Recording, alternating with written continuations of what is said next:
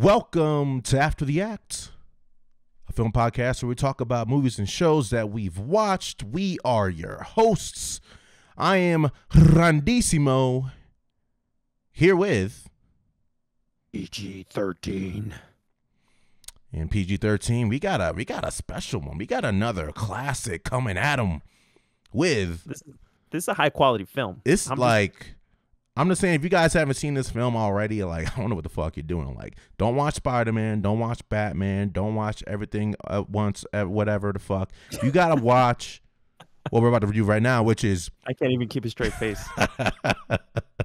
the best movie I've seen in years. It goes Coda, and then Psycho Goreman, and then Year of the Dog. Like, it's in that order. It's close, though. It's close. And they're pretty similar. But yes, we are reviewing...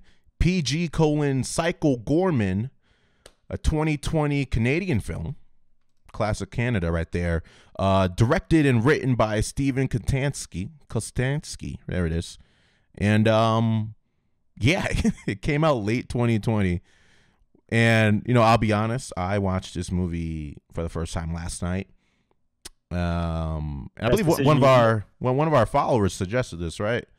Yes. So yeah, to start things off. Evil Ash Kelly, one of our recent spooky followers, actually the most recent spooky follower, made a suggestion for us to watch this film. We love it when you guys give us feedback. It makes it more fun for us. It gives us a reason to interact with you guys even more than we already do. So thank you, Evil Ash Kelly. You are the MVP for this episode. You provided for us a fantastic reason to give you a belated April Fool's episode. Every year we try to do one. The first year we did Ginger Dead Man. Last year we did Leprechaun. And now we're bringing you perfection with Psycho Goreman. Perfection incarnate in the form of Psycho Goreman. And you guys are reading the title probably like, what are you saying? Psycho Goreman? Yes, I am saying Psycho Goreman is a science fantasy action horror parody comedy that I don't know how it exists. I don't know why it exists. But I'll be honest, my opening thoughts for this movie, I like it. I liked it. It's surprisingly charming. It is surprisingly charming. It's charming in the way, like, very, very self-aware, shitty sci-fi movies are. Where it knows what it is. Yep, it knows what it's trying to parody, and it's parodying it really well. Just like these outlandish sci-fi, kind of like coming of age children meets really weird fuck up sci-fi plots, and it's directly parodying a lot of it. Like a lot of stuff you see, like, oh, this scene looks bad, or like the CG is shitty, or the lines are shitty, and some of it might just be shitty lines, but I think a lot of it is intentionally just trying to parody the genre itself, and it's just fucking funny. It's the same way, like, we loved the Ginger Dead Man first movie, and even what the other movies try to do, they're just fucking silly. They're just silly as fuck. Like, there are just scenes in the movie where granted, I was very high watching this movie, but I stand by High Randy's views of, like, some of these scenes are just fucking funny. Like, straight up, I would rewatch this movie with friends, pass the bowl, pass some drinks. You just have a good time. It's like, I wish Nicolas Cage was in this movie. That's the vibe I got in my heart. Like, I just wish it was a sequel with him featuring in it. I will take that any day. Absolutely. And, actually, we got Evil Ash Kelly on the stream here. Yes, we did do a Leprechaun review. Definitely check that out. And before we get into it, I also want to say, guys, if you like our stuff, please subscribe. Please follow us. Twitch, Malum Pictures. We're trying to grow the family. We're trying to get to 100 subscribers by the end of the year. We got our goal last year, which was 50. So little by little, we're growing the family. We love you guys. Check us out. You can also check out our website, malumpictures.com. Be forewarned, we're under a little bit of maintenance right now, but we're making things sexy for you guys. So you could check us out anywhere. We're on YouTube, we're on Discord. All that stuff can be found on our Twitch page under the About section. Yeah, and click like I the said, links. You can check us out. Stroke that subscribe button. Stroke it. Join us. And join us. So, to get started, I think the way I can perfectly encapsulate this movie, if I had to give you a slug line, not even a slug line, just a brief description. To me, no. And I want to hear your opinion on this. I think this is like a Freddy Krueger's vibe mixed with Mighty Morphin Power Rangers. To me, that's what it was. It was like that mixed with elements of Hellraiser, just like the wonkiness, just like the over the top effects and costume design were actually really fun. I enjoyed them. But like, what was the vibe? Just start things off. What was the vibe you got, Randissimo? Yeah, definitely a little bit Power Rangers at a certain point. I got a lot of Ginger Dead Man like tonage going on, where like they'll take a corny line, but like the way it's delivered, it's like, oh, they knew it was supposed to be a corny line. Like there are some banger quotes we'll get into, and we'll do a spoiler section because there's a lot going on in this movie. I don't know if I can even really recant the plot perfectly because there's surprisingly a lot of lore in this shit that they threw in. There is. Like the beginning is like Star Wars. It like gives you as an opening crawl scene description of lore. Yep, and it follows through with like flashbacks and stuff. Like it's everything you said. It's Ginger Dead Man. It's Sci-Fi Channel effects, but with the comedy handlings of, I don't know, Spaceball fans probably. It's a good one. It's just fucking funny. Like you want something that's like there's like a whole category of just like quote unquote shitty horror sci-fi movies that are kind of fun and funny. This is Frankenhooker. You know, this is fucking Leprechaun. This is Evil Bong, but this has like a quality to it that's a little bit better than those movies. I'll say maybe save Ginger Dead Man because that just has a place in my heart. It's hard to top Ginger Dead Man for me, but it's of a higher quality because of the intent, which is funny parody and weird fucking executions of plots where we'll get into it, but I don't know. These characters are kind of they're all psychopaths is what we kind of learned. Yeah, they did a very good job of making us feel like humans were shitty to begin with. So we don't feel bad when one of the main characters, Psycho Goreman, is, just killing people left and right. And it's funny, right? Because there is one particular scene. Okay, I guess just to say, are we doing spoilers now? I mean, to get into this movie, I don't think I can avoid spoilers for much longer. So watch Psycho Goreman, come back, enjoy this. Highly lauded by the ATA boys, and now follow us through the spoiler section of whatever the fuck was happening in this movie, man. Take it away. So here we go. One of the best scene that encapsulates the vibe of this movie for me is when the main character, the little girl, played by Nita Joes Hannah, she plays the character Mimi. There's two siblings. There's a brother and a sister. The brother's name is Luke. Everyone forgets his name. It's actually a running bit in the movie. But Mimi is like essentially a psychopath, right? The first scene is them playing this epic game of some made up Crazy It's just a made up game. It's called Crazy Ball, exactly. And they have this epic soundtrack with like slow motion dodges and rolls. These kids are just going at it, and it's supposed to be nonsensical. The rules don't make any sense, but the way they make it so epic for an introduction, it's actually really charming. But there's one particular scene where Mimi is praying in front of a crucifix towards the climax of the film. She's like, God, I'm trying to see which evil do I choose? Do I choose an evil that's going to wipe out mankind, or I'm going to choose an evil that enslaves mankind? What should I do? And then she just takes a crucifix and snaps it in half. She's like, I already know what I'm going to do, bitch. I don't need you. And I think that's the perfect summary of what this movie is. It's just really shitty humans interacting with an intergalactic alien dark lord who has like all these cosmic fucking powers and just wants to destroy and kill everything in the universe. And they both of them meet and essentially find a way to get along, because really there's no difference between shitty humans and interdimensional monsters that want to wipe everything out. And it's just kind of like this slice of life movie where they'll intersplice really weird like scenes of death. And we'll get into some of our favorite death scenes in a second, but it's just slice of life mixed with really over the top kills. So that's, to me, that was awesome. But what do you think, Randissimo? I mean, that's essentially it. It's like the siblings. Mimi is the dominant one. She bullies her brother, and her brother's just or I think her older brother, but he just lets himself get shit on by his very, very scary 10-year-old sister. Almost like a Billy and Mandy vibe if Billy was a little more smarter. Just like that kind of scariness. Yeah. In a it kid. has very much Billy and Mandy tones. You're right. I didn't even think of that. And then like the over the top like sci-fi, like different factions trying to control the universe, like meeting Earth human kids who are really much at the center of the fate of the universe. Like very like Rick and Morty too. Just like super over the top silly sci-fi stuff is happening.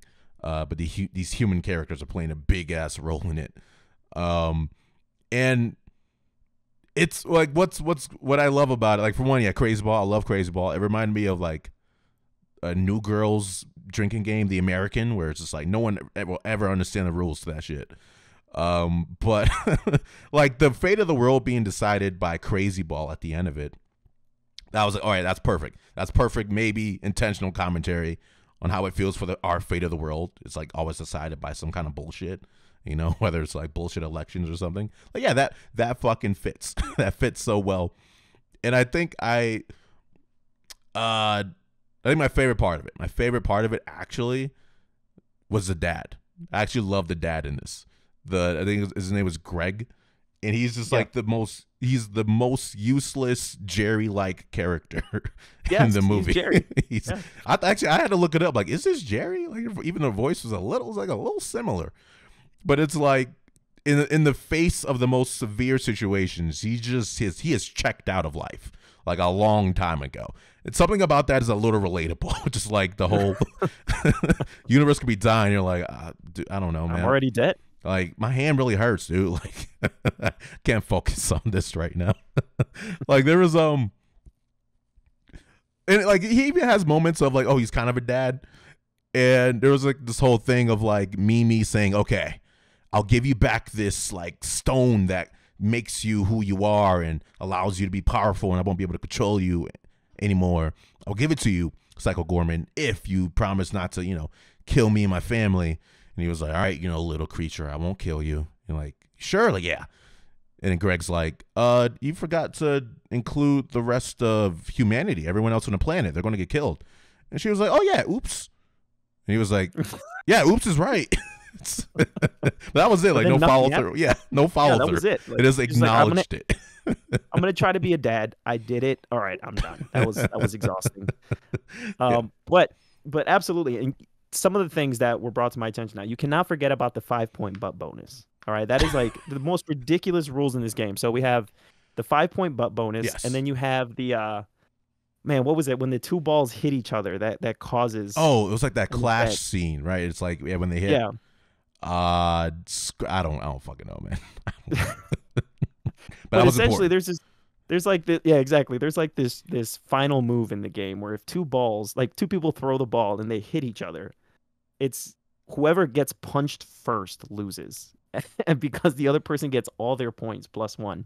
And it really reminds me of when you're playing as a kid, right? Especially growing up in the hood, you know what I mean? Like impoverished community, you got to make your own fun. That's what we did as kids. And it just reminded me a lot of that. It's just like, oh yeah, well, our balls hit and I punched you, so I get all your points +1. Take that. And it's so great because the characters in this movie, like the alien characters, they're just like, does this make sense to you? No, it doesn't make sense to me. Okay, fuck it. And these are infinitely wise creatures, right? Yeah, Psycho Goreman himself. Thanos level creatures. Exactly. Psycho Goreman himself is like from the planet Gigax. He was enslaved by these celestial type of alien beings, and then he, while in his slave labor, discovered the gem that Randissimo mentioned, and it gave him like these super dark and cosmic powers that allowed him to defeat the Templars. Thank you, Templars. Evil Ash Kelly. And it's just so ridiculous and just infinitely wise creature. And then he's like, yeah, this game doesn't make any fucking sense to me either. So whatever. But yeah, the fact that they go along with that kind of stuff is just fucking great. And it's like, exactly. And like I'm talking about like some death scenes from these overly powered creatures. Like, Jesus Christ, the scenes where Evil Ash mentioned in the comments, he fucking gives them the warrior death. It's Psycho Goreman. Oh my god. That's the best way to give a warrior's death is to eat them. So he just fucking does this fucking awful unhinging of the jaw and just like fucking eats the entire body as they beg not for this to happen. It is this fucking it's kind of beautiful, honestly. It's kind of beautiful to watch. I love all the designs that went along with that. Yes, I'm glad you brought that up because the one of the things I really liked, you and I are fans of practical effects, right? We've said this many times in our reviews. We really like it when, especially horror films, go back to that practical effects vibe. One of my all-time favorite films, The Thing, right? The 80s remake with John Carpenter. Love the creature designs in that. And this film pretty much delivers on that. They have like these really intricate character designs that the reason I like them in the Power Rangers is because it's just so diverse, right? It almost looks like the monsters and enemies that the Power Rangers would fight back in the OG days of Mighty Morphin. But the character design for Psycho Goreman, and I believe Evil Ash Kelly told us that, let me see if I can get the name here, but it is a group. So shout outs to, let's see here, Astron 6. They're the company in charge of the practical effects. Really well done. But Psycho Goreman, doesn't it give you Jeepers Creepers vibes? Like, especially when his jaw unhinges. Oh, yeah, that's fair. It's like the Creeper from Jeepers Creepers, the character design. That's very fair. And it's like, and like everything you do, like he just has like fucking like telekinesis, he can fucking melt you. And even like that Templar, the main entity that was leading them, like summoned a human to like her base and like fucking crushed her body in this psychic meat cube.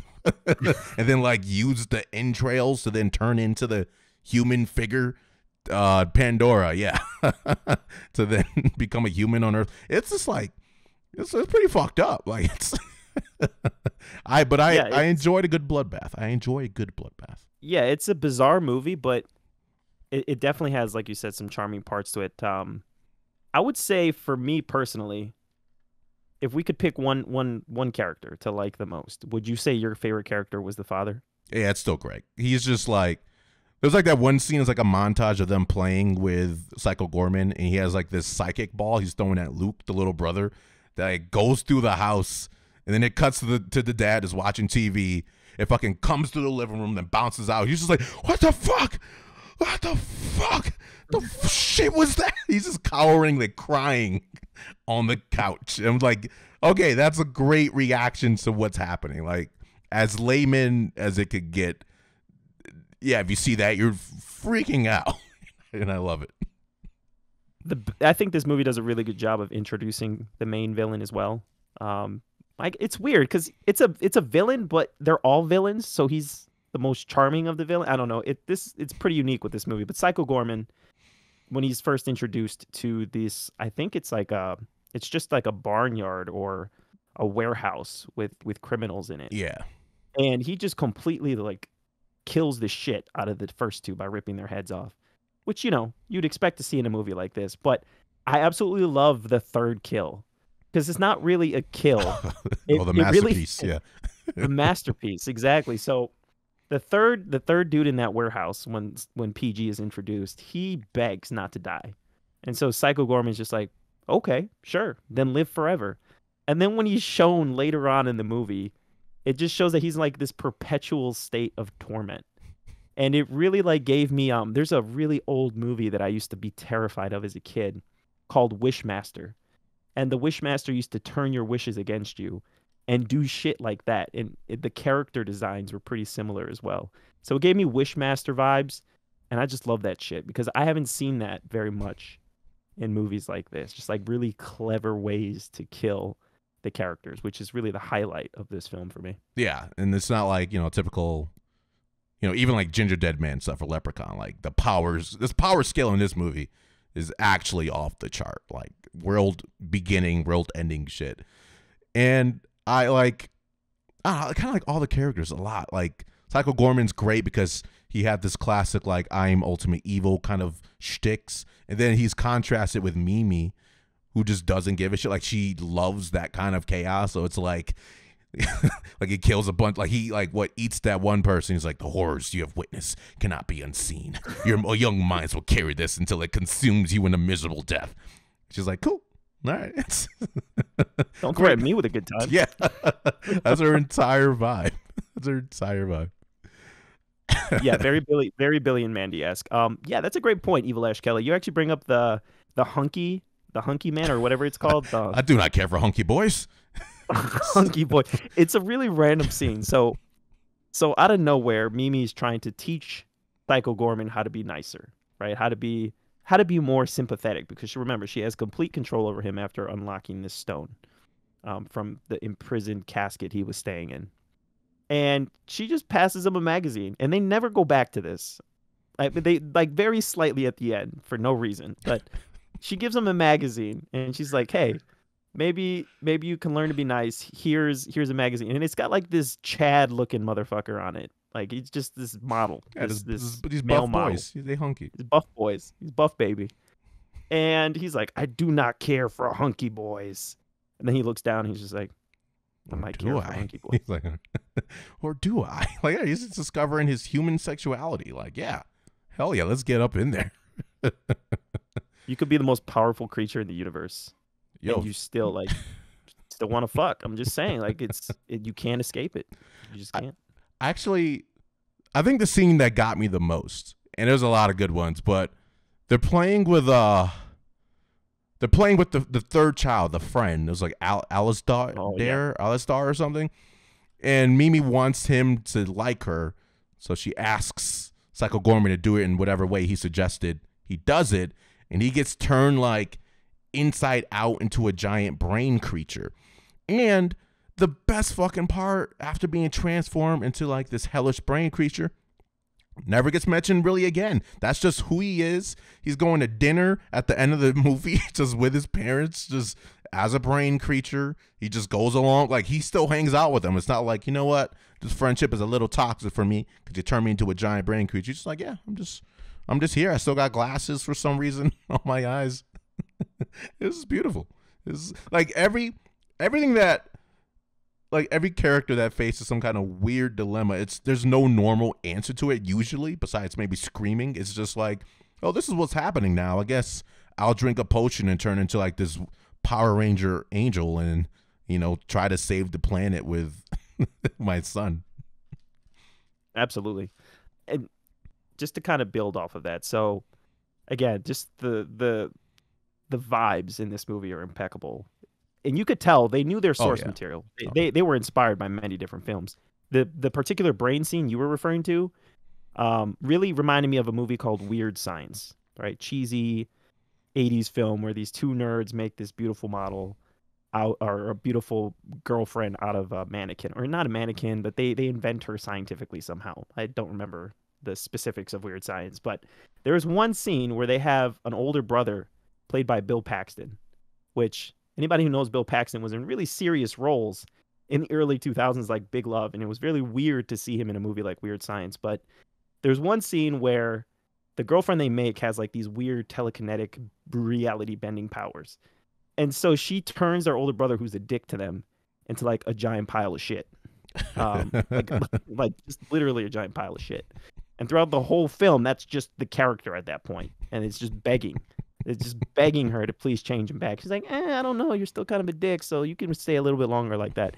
That's the vibe. I think they got inspiration from movies like Weird Science. That makes sense, because, yeah, you have the cop character, too, who gets turned into, like, this grotesque, bloody dude whose, like, pistol is, like, it feels like melded into his hand, so you just, like, murmur, like, bleh, bleh, and it was a fire randomly. And that was all his lines for the rest of it. Like, he very much wanted to die, and he was just part of the crew after that. That was most characters in this movie. They all begged for death. Yeah. Yeah, or, you know, threatened to kill. Like, that's why this is a good vibe. Like the Alistair character in the beginning, he was like meeting Psycho Goreman, like, well, it was nice to meet you. He's like, it would be nicer if you were dead. All right, bye. Like, it's like, okay.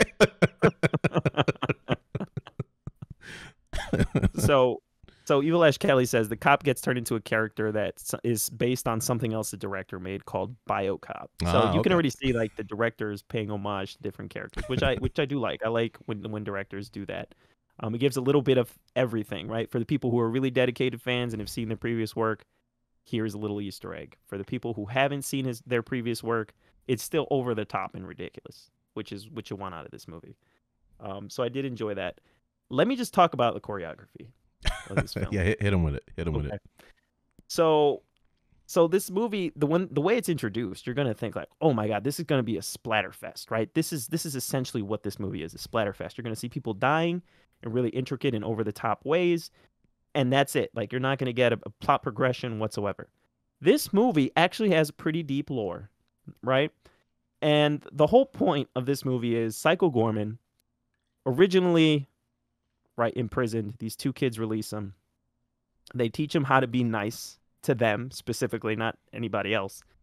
And shenanigans occur. He calls for help from his main group of like Thanos-esque warriors, and they come to help him, end up betraying him. He has to kill them.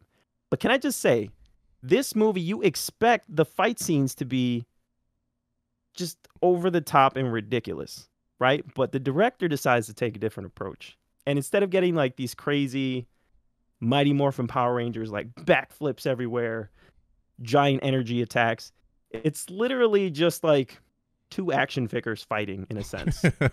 Because it's just them like casually pretending to hit each other in really slow motion. And I don't know if the director did that intentionally, but it adds to the comedy.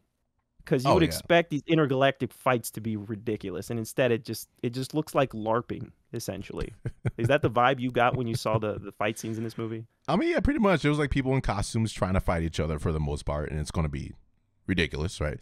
But I love the whole, like, there was like that one, I don't know, like shaman lady or alien creature with like really, I don't know, she was like short, but then like her hood was like a part of her head, and she had this whole like magical staff mage vibe. And one of the moves she did was like telekinetically rip his head off of his like fucking neck, and the like was barely attached together. I was like, all right, that's actually that's a fucked up finishing move right there. She almost survived too. She almost survived with a rolling head, but you know, a car. I think Greg did it. Yeah. Yeah. Greg puts in work. Witchmaster, yeah. It was Witchmaster. Yeah. But yeah, Greg put in work passively, for sure. He did. Yo, he like he drove him back, right? He was in the tub and got the most scary directions anyone could ever get in their life. While taking a shit when you're most vulnerable. That part actually killed me though. Fucking Psycho Goreman like uses like telepathy to like astral project his head into the bathroom while he was taking a shit, like you said. He's just screaming like, and fucking Greg's freaking out. He's just trying to give him directions. And he keeps popping in because Greg's like, I don't know where that is. Oh, it's on the corner on South. Just most believable, like best acting in the entire movie. Just him like shitting himself actually. As he should. Oh my god. Yes.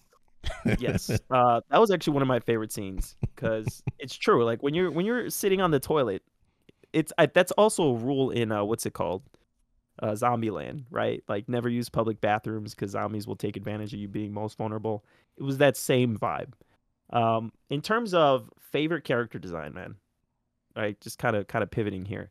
What was your favorite design? Because I know Evil Ash Kelly from the comments here says that they really like the paladins or the council members. Can I just say the council members were ridiculous, right? There was one creature that looked like it looked like a creature from the movie Mars Attack. It just had the eyes and its brain exposed in like this container. The paladins were cool. They looked like these angelic ass, like, it's literally what they're, angelic ass monsters with giant swords. They were just like all white.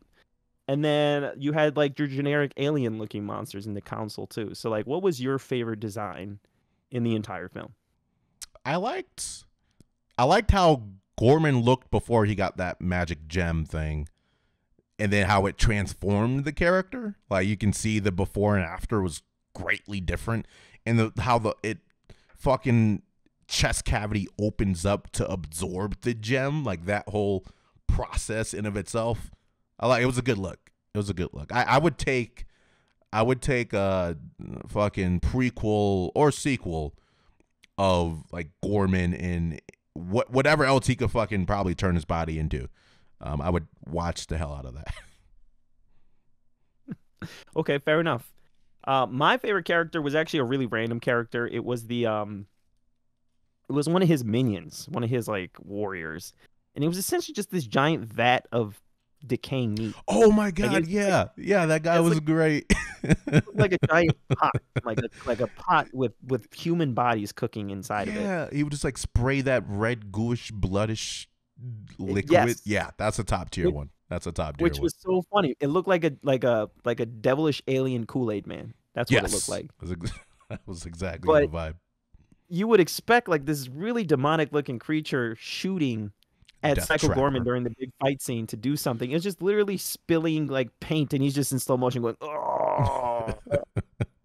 It like he was getting hazed. He was getting hazed by the Death Trapper. Exactly. The Death Trapper. Yeah. So that's a good one. That's a good pull. I love that character. It was just pretty great. It was just funny to me. Yeah, I think actually a favorite design is still going back to the cop. There's the one that looks like the bio cop one.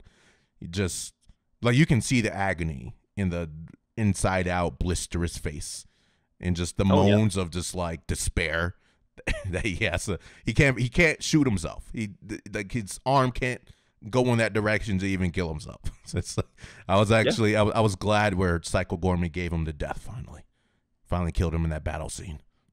Talking about battles, man, just want to talk about that final battle with the Paladin. Okay, because to me that was the most over the top portion of this movie, and there's a lot of over the top portions in this movie. That was the most over the top for me because essentially the Paladin, right, Pandora, is just like, oh, you can't beat me even if you've been restored to your max power because of my heavenly sword. Oh yeah, and she has this ridiculous over the top Megazord looking like blade, like something straight out of some Gundam shit, some Gundam shit, exactly. And then he's just like, I guess I'll just have to make my own. And he just like starts zipping by her and ripping organs and bones out of her and making like this giant meat sword. And then they just go toe to toe. That was pretty great. And I know how this fucking sounds, people. All right. But this is exactly what happens in this movie. You need to watch this, right? It's got a little bit of everything for everybody. If you like exploding children, there's a scene where a child gets exploded, okay, for being a dick. As he should. If you want over the top character designs, this is your movie. If you want lore, this is your movie. I mean, this is what I'm saying. This is like top tier movie. This is like a masterclass in filmmaking and writing. Like the very end, it's just Goreman following through, not killing the family, but you see them destroying the entire Earth, like destroying all of them as they're just like having dinner and shit. Like, okay, all right, fair enough. Which is funny because it's actually one of the few times this movie does a callback, right? And it calls back to that scene where the father's like, "Are you sure you don't want to say like you'll spare the planet? Something." Yep. Whatever. So that's how this movie ends. It ends with a giant over-the-top fight scene with one meat sword, one heavenly sword. Pandora gets killed. She experiences the warrior's death, right? Nom nom nom, right? And the kids even make a comment about it with the parents watching. They're like, "Oh my god!" They're like, "Okay, let's move on." Yep. Like they see what's that like? We've already seen this before. Now you don't want to see this. It's exactly. And then at the end, it's just like, "Here, you could keep it." And then he's just like, "Cause I got everything I need right here." So you'd expect like Psycho Goreman. Okay, they finally did it. They changed him to be a friendlier version of what he was. But it's just like, not really. Because at the end of the movie, he's like, "All right, guys, love you, peace. Gonna go do my thing now." And he just starts. He's just literally murdering millions of people. Yeah. On the planet. Billions. And then eventually, there'll be nothing left but them. They'll have a whole planet to themselves. But it's just that. Like, that's the ending of the film. They show him in the news station. He's blowing up cities. He's becoming the size of skyscrapers. Just ridiculousness. He's going to wipe out the planet. And then they casually show the one kid who was turned into a brain eating with his parents. His parents don't give a shit that he's a brain. It's very normal. Right? You know what happens. Shit happens, man. It's very, like you said, very Rick and Morty. And that's it. Like, roll credits. So there's really I mean, I would never expect a happy ending in this movie. But in terms of like an ending, It's really, it feels like an afterthought. There's like, oh, it doesn't fucking matter how it ends. It's the journey that's important in this fucking movie. And it was funny. That added to the comedy factor. Oh in yeah, this it movie. is a top tier ending of this movie's period. And like, I think the overall parody I enjoy is kind of like E.T. as well, right? Like E.T. was just this innocent alien creature who wanted to go home, and these kids become best friends with this alien entity. That's cool, friendly, nice Spielberg stuff. This is like, what if that, but it was a planet-eating, destroying alien demon creature that still becomes friends with the family and the kids, but he still wants to kill all of humanity plus life on other planets. But he's still he's still cool. Like again, like what if you were friends with the Grim Reaper, like Billy and Mandy? Like what if you were friends with an alien overlord? Yeah, exactly. Like, yeah, I won't kill you guys. The rest of the planet, that's fair. He has a value proposition. He has to conquer and kill everything, but being of his word, and that's Psycho Goreman. It is, and it's just that's that the true ridiculous. meaning. You just have to keep your word. Yeah, right. That's it. Like that's you can grow. You can change different things, but the core stays there. And it's right here, where you keep all your murderous love for everybody in your heart. Yeah, but like these types of movies, like we do these usually once a year, but like I'm always down to do more. This is just fun.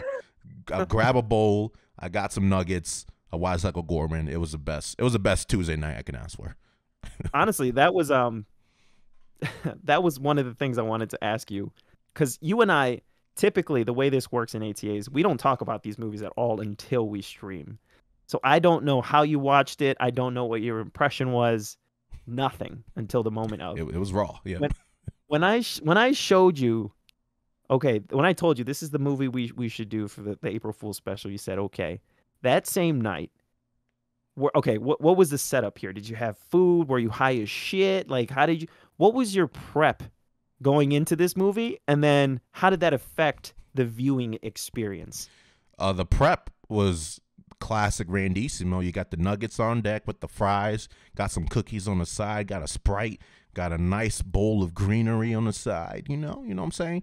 And it's like 10 p.m., so I'm like, all right, like this is going to take me through midnight.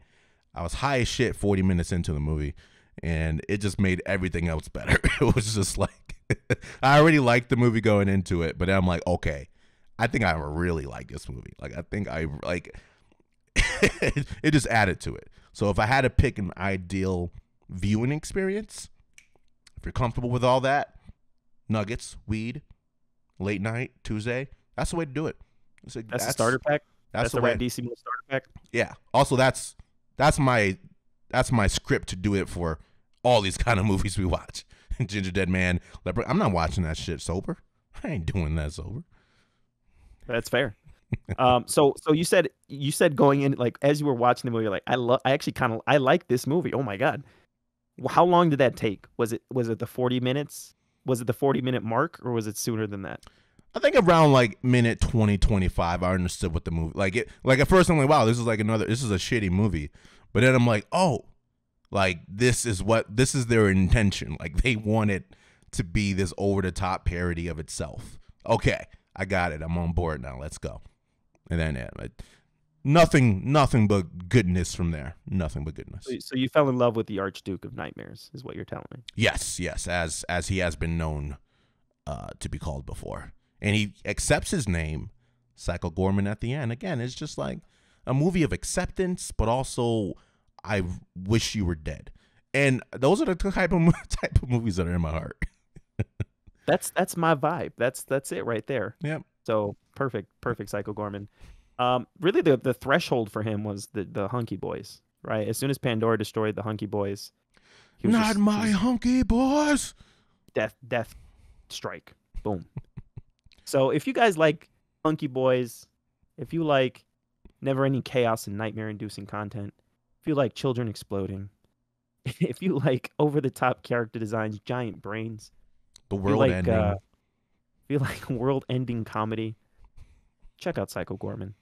What would you say your rating of Psycho Goreman is out of 10? Oh, I give it a very solid 7 out of 10. I give it a 7 out of 10. And that's like not just because of what it is. I'm just like straight up movie, 7 out of 10. It had a vision, it executed the vision, and it did it in a way that made me happy while I was very high. And I would watch this again. Like 100% going to watch this movie again later this year with my friends. Just passing some shrooms, passing some weed, whatever we have. And we're going to watch. I'm going to know as much as Evil Ash Kelly does by the end of the year. Perfect. Yeah, I would be pretty close to that. I'd give it 6.5 out of 10. For what it is, it's really entertaining. It really is. It really knows what it wants to be. I know we've done reviews like Ginger Dead Man. The reason why Ginger Dead Man ranks lower for me is because Ginger Dead Man tries to legitimately be a horror film in the first movie. It's just so bad that it's good.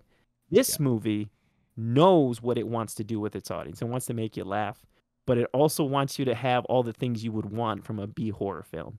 Splatter effects, really nice character designs, ridiculous dialogue, which to me is probably my favorite part. I love ridiculous dialogue. That's all we do, baby, here at Malum Pictures. So I appreciate it when I see it. So yeah, 6.5, 7 out of 10 for what it is. But Evil Ash Kelly, thank you for the recommendation. Guys, if you have recommendations, please send them to us. You can message us, malumpictures@gmail.com. You can subscribe, right? Follow us on Twitch, Malum Pictures. We have all of our links that you could possibly want. YouTube, Spotify, iTunes, Discord. We're on Twitter. We haven't used it, but we have it. And you can check us out on our website, malumpictures.com.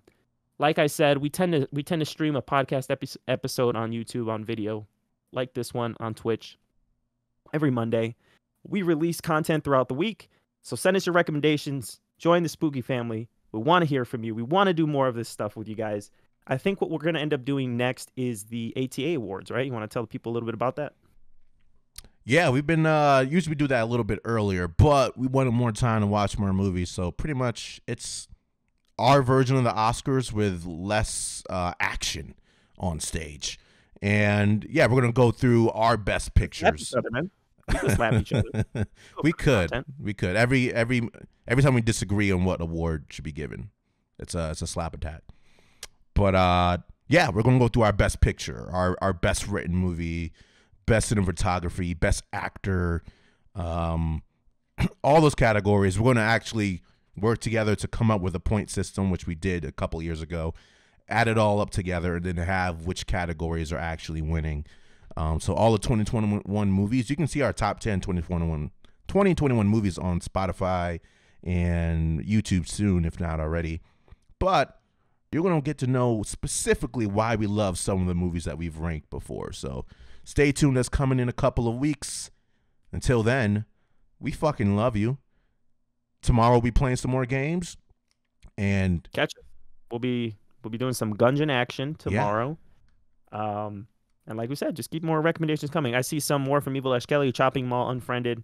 We'll put them on the queue. I've seen Unfriended. Yeah. Have you seen them? Okay. All right. Perfect. So one half of us have already watched Unfriended, but yeah, we'll keep the queue going. We'll keep the fun times coming. And thanks, guys, for tuning in and for viewing. We love you. Stay spooky, and we'll see you on the next one. I hope you guys live forever. Oh, wait. We should end this in a very cool way. All right. Let's just say we'll end this video on Hunky Boys. Hunky Boys on 3. All right. 1, 2, 3. Hunky boys. Hunky boys.